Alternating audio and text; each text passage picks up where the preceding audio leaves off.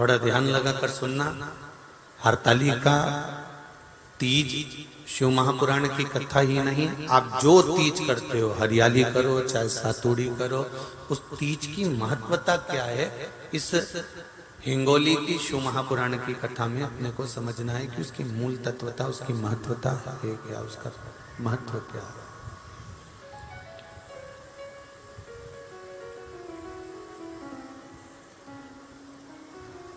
भगवान ब्रह्मा, भगवान विष्णु और भगवान शिव,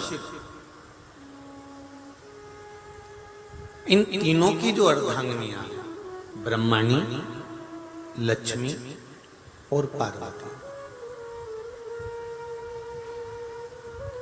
इन तीनों ने तप कर कर, साधना कर कर ब्रह्मदेव को, भगवान विष्णु को और भगवान शंकर को प्राप्त किया।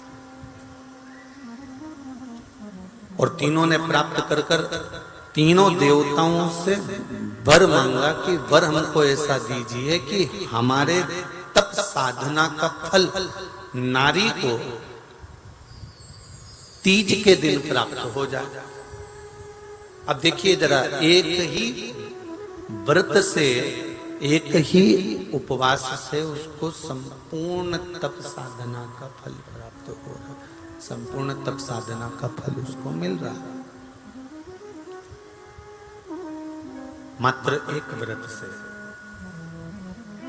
केवल एक व्रत कर रहे हैं और संपूर्ण तप साधना का फल उसको प्राप्त हो रहा है। ऐसा कोई व्रत, ऐसी कोई साधना, ऐसा कोई शंभो शरण मांगो घड़ी रे घड़ी दुख काटो, दया करी मैं दर्शन आपो, शंभो शरण घड़ी मांगो घड़ी रे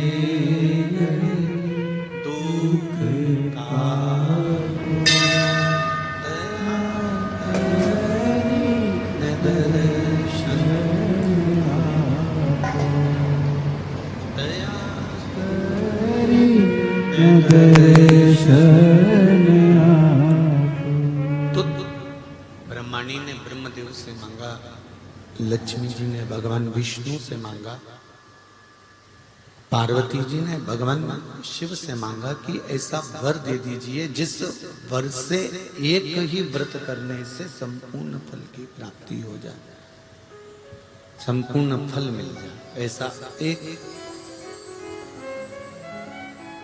व्रत का फल दे दीजिए, मात्र एक व्रत का।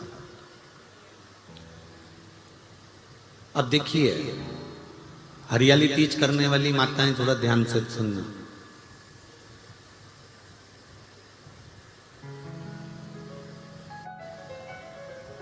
हरियाली तीज जब माताएं करती हैं तो एक हरियाली तीज, एक गणगौर की तीज,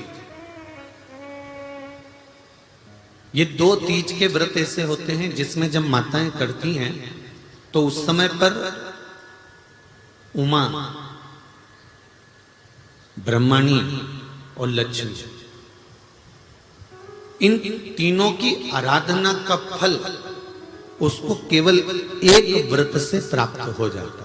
अब देखिए दूसरा, सातुड़ी तीज।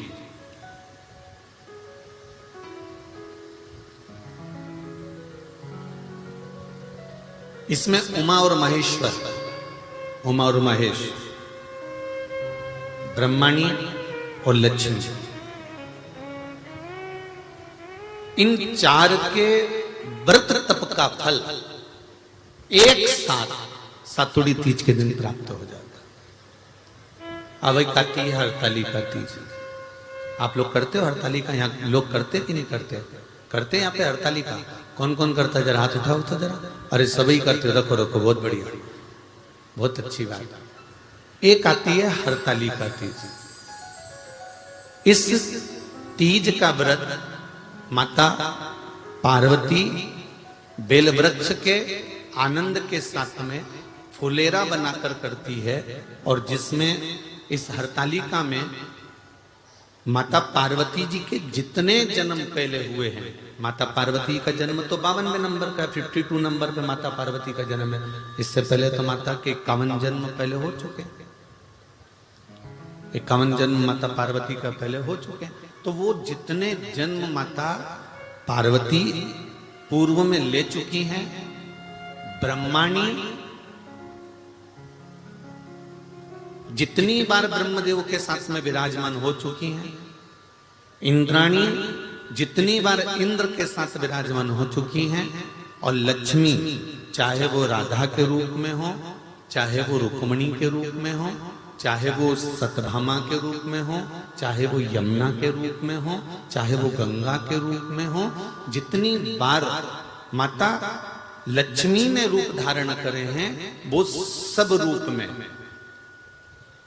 और माता पार्वती अपने सारे रूप में, ब्रह्मणी अपने सारे रूप में, लक्ष्मी अपने सारे रूप में इस हड़तालिका तीज के व्रत को करने के लिए आतुर रहती हैं। और इस व्रत को कल कर एक दिन में ही संपूर्ण विश्व का जितना तप है, साधना है, उपवास है, सबका फल एक साथ एकत्रित कर लेती हैं केवल एक व्रत में, हड़तालिका तीज।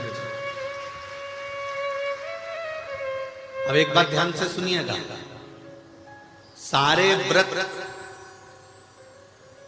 आपका अगर स्वास्थ्य खराब हो गया तो आप व्रत छोड़ सकते हो। जितने भी व्रत आप लोग कर रहे हैं पूर्व के, सोमवार, मंगलवार, एकादशी, छठ, पंचमी, चतुर्थी, अगर आपका स्वास्थ्य खराब है तो आप उस व्रत को छोड़ सकते हो, सारे व्रत को छोड़ सकते हो।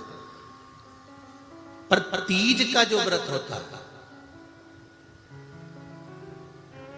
हरतालिका जो व्रत होता है, ये व्रत एक बार लेने के बाद जब प्राण छूटते हैं तभी ये व्रत समाप्त होता है, अन्यथा बीच में ये व्रत समाप्त नहीं।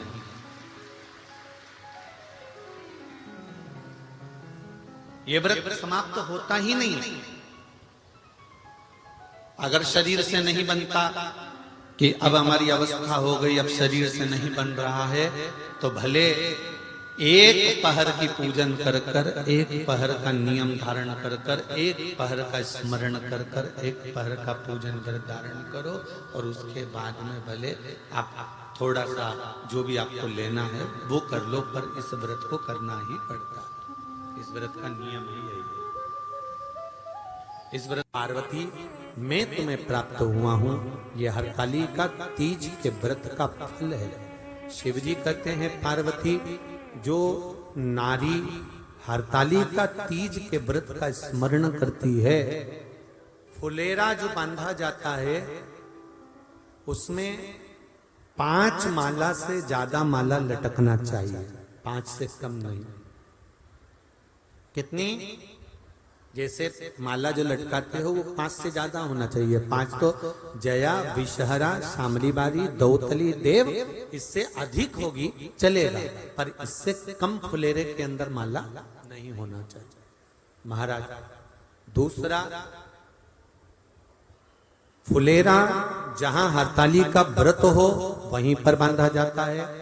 हरतालिका तीज का व्रत एक ऐसा व्रत होता है जो मरते दम तक रहता है। इस व्रत को छोड़ा नहीं जाता। ये नहीं कि सियोर वाले गुरुजी ने कहा और अपन ने एक बार कर लिया और अगली बार वो व्रत गायब हो गया, ऐसा नहीं होता। हरतालिका तीज अखंड सौभाग्य के लिए, वंश वृद्धि के लिए, कार्य सिद्धि के लिए और कुंवारी कन्याएं उत्तम वर प्राप्ति के लिए, आनंद सुख के लिए करती हैं। ऐसा नहीं है कि केवल स्त्री ही करती है। जब नारी किसी कारणवश व्रत नहीं कर पाती तो पुरुष इस व्रत को धारण करते हैं। 30 अगस्त को, यही 30 तारीख को, कल 29 है, परसों 30 तारीख को हरतालिका तीज रहेगी। आप सब अपने हृदय से, मन से इस व्रत को कर कर अपने जीवन को सार्थक बनाइएगा। जो करते हैं, कितने लोग करते हो, जरा हाथ उठाइए हरतालिका तीज। इतने सारे करते हो, अरे वाह वाह, धर लो, प्रणाम प्रणाम, आपको बहुत बहुत नमन करता हूं, बहुत बहुत सारा। फुलेरा बांधते हो? नहीं, अब की बात बांधना। मंदिर में करते हो तो मंदिर में, घर में करते हो तो घर में।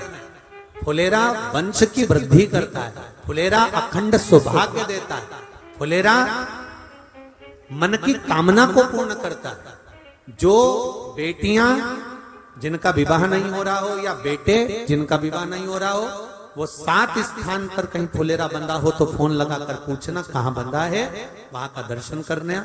एक फूल में हल्दी कुंकू लगाकर शिव जी को चढ़ाकर फिर वहां से जाना। 7 स्थान के फुलेरे का दर्शन अवश्य करिएगा। जो व्रत नहीं करते हैं उनसे निवेदन है, कहीं हरतालिका हो रही हो तो वहां बैठकर अगर भजन हो रहे हो तो थोड़ी देर भजन गाने चले जाना।